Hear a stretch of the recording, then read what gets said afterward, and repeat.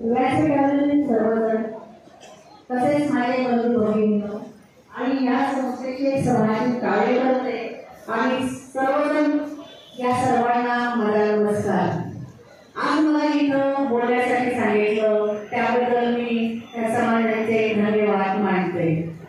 आज उद्योजिक हा जेव्हा शब्द बाहेर जे लोकांना सांगितला जातो त्या पाठीमागं काय असतं तर एक फक्त कष्ट असतात, दिवस रात्र कष्ट करणं, आपली विल पॉवर जागृत ठेवणं आणि समाजासाठी काहीतरी कार्य करणं ही तत्त्व असतात। जेव्हा आमचे मिस्टर एक्सपायर झाले त्याच्यानंतर पूर्ण जबाबदारी माझ्यावर पडली।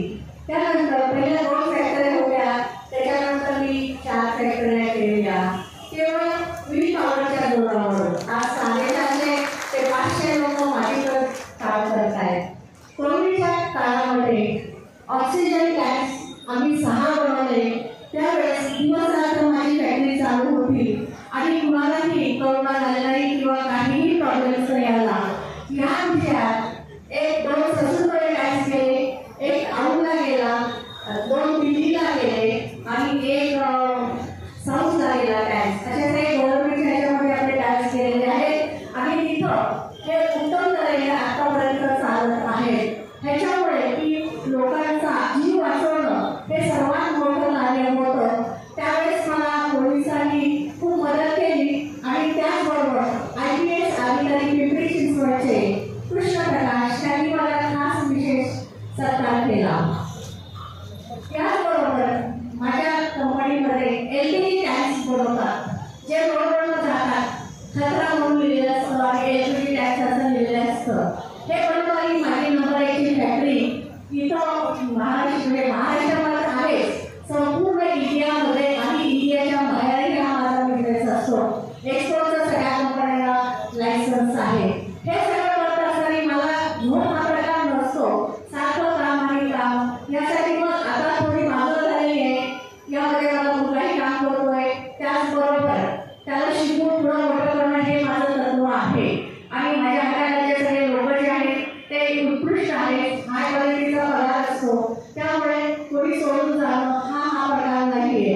तर मी आता असं सांगू इच्छिते की आज पादपेढा आहे बरोबर या संदर्भात आपली येणारी सून किंवा मुलगी हे दोन्ही एकच असतात आणि त्यांना सहकार्य करून आपण आपलं वृद्धावस्थेचं जीवन जगणं फार महत्त्वाचं असते। कारण मी माता पिता संघटनेची अध्यक्ष आहे, त्या इंद्रायणी नगरमध्ये म्हणजे भोसरी चिंचवडमध्ये आहे। तर ह्यामध्ये असा प्रॉब्लेम असतो की लग्न झालं, सुना झाला, आल्या मुलं जावई आले, मुलं झालं की नंतर आई वडिलांना व्हॅल्यू ही शून्य असते।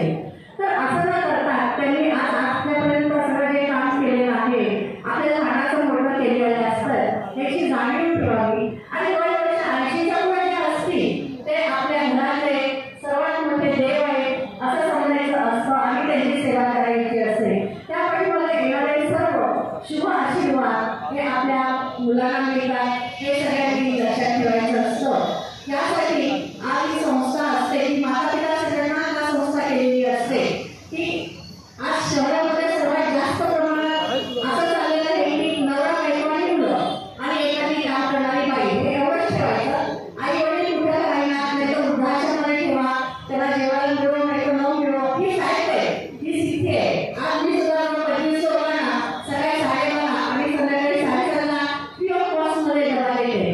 कारण का तर त्यांचे मुलं आउट ऑफ इंडियाच्या बाहेर गेलेले आहेत आणि ते विचारतही नाही आहे का नाहीये। त्यामुळे ही आपली सामाजिक जबाबदारी ही सर्वात मोठी आहे आणि यासाठी प्रत्येकाने प्रयत्न केला पाहिजे आणि हे आश्रम काढण्यापेक्षा आपल्या घरातच आपण आपल्या आई वडिलांना सूट देणं हे सर्वात मोठं कार्य आहे। एवढंच बोलून मी माझं भाषण संपवते। जय हिंद, जय महाराष्ट्र।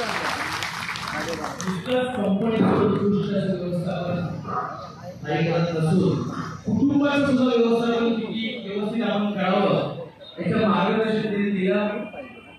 आपल्या कुटुंबाचे ज्येष्ठ सदस्य यांचा मान सन्मान आणि त्यांचे आशीर्वाद याच्या जोरावर आपलं कुटुंब प्रगती करत असतं।